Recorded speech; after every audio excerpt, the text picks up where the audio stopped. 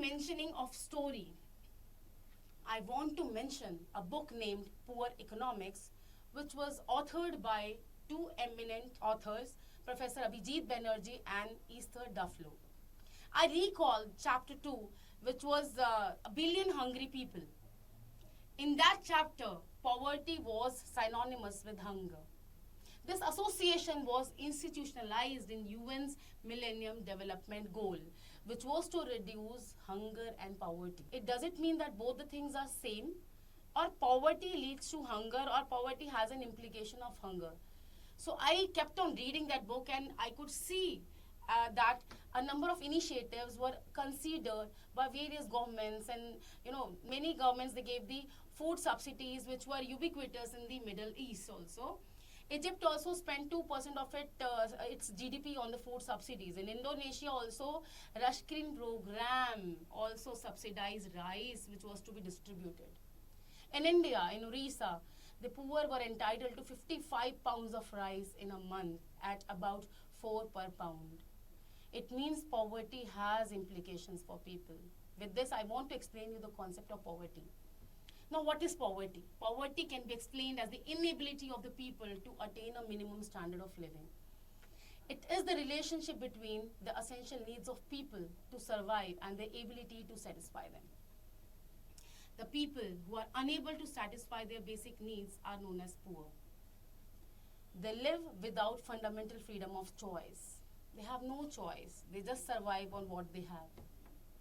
Professor Amartya Sen, a Nobel laureate in economics, defined poverty as deprivation of basic needs, capabilities, rather than mere lowness of income. It means poverty is something which is more than having a meager level of income or low level of income.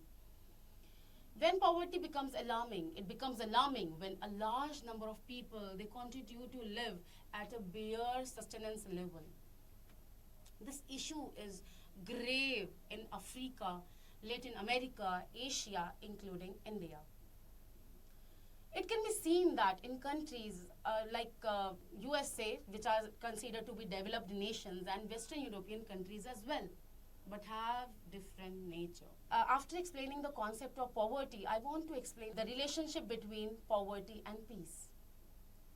Now, at first, the poverty reduction efforts, they lead to improvement in the economic stability, which in turn leads to social cohesion.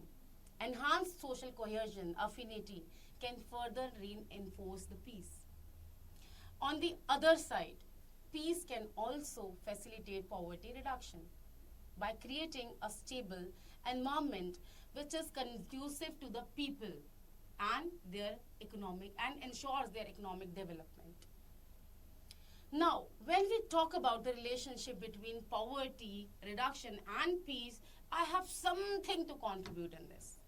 There are certain points which are worth noting, which are worth explaining. Now, with this, the first thing is economic stability. Mitigation of poverty involves creation of jobs. When people have jobs, they have more incomes with them. When they have more incomes, the income disparities are reduced, which contributes to the economic stability. In economically stable nation, lesser conflicts are likely to occur. This is an important milestone for ensuring the peaceful societies. The next point is social cohesion. Poverty reduction initiatives, they also promote the social cohesion. How it promotes the social cohesion? By fostering inclusivity, by addressing inequalities, by promoting social justice. In a way, if all these three elements are available, then the peaceful societies are they are strengthened and they are created also. Now, the next point is access to resources. Poverty reduction programs also ensure equitable access to resources. These resources include land, water, natural resources, which can mitigate tensions and conflicts arising from resource scarcity. Another factor which exhibits the relationship between these two is gender equality. Poverty reduction is closely related to gender equality and women empowerment, which are essential for building peaceful nations. And it also ensures the inclusive societies, as women are an important a foundation stone for prevention of conflicts, resolution, peace building. And this is because in case of gender equality, a peaceful environment is likely to be created, and the environment of discrimination is mitigated or either eliminated. Not only gender empowerment. The next thing is social justice. Poverty reduction programs also help in promoting social justice and address the equality issues. Now, the grievances, they are addressed in this case, and these are the grievances which lead to social unrest and lead to conflicts. And when these conflicts are addressed, inclusive societies are created. The next is, it helps in promoting infrastructural development. Poverty reduction or elimination programs, they involve the investment in the infrastructural development, like development of roads, dams, bridges, schools, healthcare facilities, which further helps in improvement of the living conditions, which helps in promoting the economic opportunities, and henceforth they contribute to peace building efforts. Now, the next thing in this direction is youth engagement. Poverty reduction initiatives. Youth has power, youth does everything, they have the energy. Now these poverty reduction initiatives, what they do, they engage youth in the production of the activities, they involve them in education and employment opportunities, and they reduce the risk of their involvement in violence and conflict. And thus these help in harnessing their potential as the agents of peace and development. Now, in this direction, I want to quote certain cases of certain countries which have done massive work in this direction. First one is Norway, which have made massive commitment to poverty reduction through social welfare programs, promotion of education, healthcare, and this has in a way restored the peace within the country. Efforts are being made in that. And next is South Korea. South Korea's rapid economic growth and poverty reduction efforts following the Korean War have played a crucial role. It helps in making it a prosperous and peaceful nation. Another country which I recall is Botswana. In Botswana, the prudent management of its natural resources, coupled with the investments in the education and healthcare, it has also contributed to the poverty reduction and political stability, and thus has helped in fostering peace and harmony in the country. We still recall massive retaliations and wars in the Germany, but now Germany's post-World War II reconstruction efforts, including the investments in the infrastructure, education, and social welfare programs, they have not only led to the reduction in the poverty, but also have contributed to peace, stability in the nation. Now, I would like to talk about the case of Vietnam.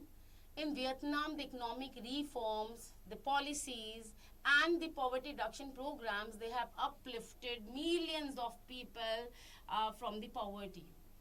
It has fostered peace and promoted the development within the nation. And one more case which I remember is of Kenya. In Kenya, the efforts were massively made to address poverty through its initiatives such as universal education, promotion of healthcare, and access to of these things to every section of the society. This has contributed to the stability and reduced the tensions, and thus henceforth it has supported and peace building efforts within the nation. With this, I would like to wind up my discussion. I want to strongly say that yes, in case the efforts are made between the nations, among the nations, in order to reduce the poverty, and in case the people, the poverty is reduced and people have jobs with them, and in case their income levels are generated, incomes will be there, then investments would be there, money multiplier would be there, circular flow of income and expenditure would move in a free flow manner, then in such a case, there is a probability that people, rather than having a destructive notion wherein they are thinking about attacking any economy, devastating any economy, the lives of the people, the lives of associated members of their family, small children, then I think in case the poverty reduction efforts are being made, and in case they are implemented at every, and they touched each and every section of the society, there is every probability that the peace in every nation would be restored, and we will be able to build up stronger nations with having peace, harmony, and affection, and it will be able to spread the ripples of peace throughout. Thank you so much for your patient attention. Thank you.